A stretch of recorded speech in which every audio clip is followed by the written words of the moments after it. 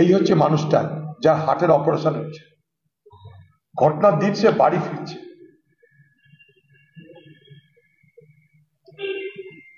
তার উপরে হামলা হতে কিরকম মার পড়েছে, থানায় নিয়ে গিয়ে পিটিয়েছে কি, সে নাকি গন্ডগোলে জড়িত।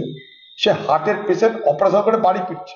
নামাজি লোক, নামাজ পড়তে যাচ্ছে, বাড়ি থেকে নামাজ পড়তে যাচ্ছে। এই দেখো মারের চোটে তার অবস্থা দেখো। পুলিশের বাহাদুরি, আইসি কাঁদি, তার বাহাদুরি দেখো। কাকে মারছে? এই যে একটা গরিব নামাজি লোক নামাজ পড়তে যাচ্ছে, অসুস্থ অবস্থা তো নামাজ পড়তে যাচ্ছে সে, তারপর হামলা দেখুন তাকে কিভাবে মারা হয়েছে, দেখুন কিভাবে মারা হয়েছে দেখুন। এই চলছে মুর্শিদাবাদ জেলায়। পুলিশ মোটামুটি ভোটে নেমে গেছে। আমরা নির্বাচন কমিশনের কাছে এর মধ্যে আবেদন জানাতে শুরু করব, যেখানকার পুলিশ এর মধ্যে ভোটে নেমে তৃণমূলের দালালি করা শুরু করে দিয়েছে। পুলিশ প্রশাসন নেমে গেছে ভোটে কিন্তু মুর্শিদাবাদ জেলায়। তার নমুনাগুলো কাঁদি যে আইসি, সে ওপেন বলছে কংগ্রেস করা যাবে না। কোন লোক যদি কোনো সাহায্য চাইতে আসছে তৃণমূল নেতার কাছে যান, তবে কিছু পাবেন না, পাবেন না। আমি আজকে ওই গ্রামটায় যাব 3টে থেকে 4টের মধ্যে।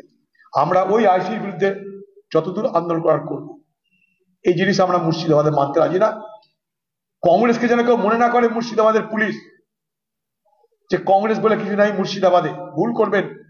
আমরা আন্দোলন করতে জানি কি জানি না, আগামী দিনে প্রমাণ পাবেন আপনারা। আমরা নির্বাচন কমিশনের কাছে যাব। নির্বাচন এখন এসআইআর চলছে, নির্বাচনের প্রক্রিয়া চলছে, তার মধ্যে এ ধরনের হামলা অত্যাচার করার মধ্য দিয়ে এসআইআর প্রক্রিয়াটাকে ভেঙে দিচ্ছে। 700 জনকে অ্যারেস্ট করেছে পুলিশ, নিয়ে আইন অমান্য করলো, হাইকোর্টের অর্ডারকে অগ্রাহ্য করে তৃণমূলের দালালি করে জমি দখল করতে যাচ্ছে কে? পুলিশ।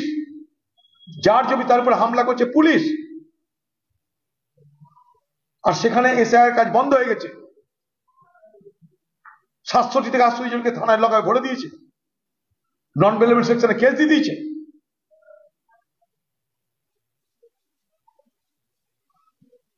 বাংলার মুখ্যমন্ত্রী, আপনি কাদের পক্ষে আপনি নিজে ঠিক করুন।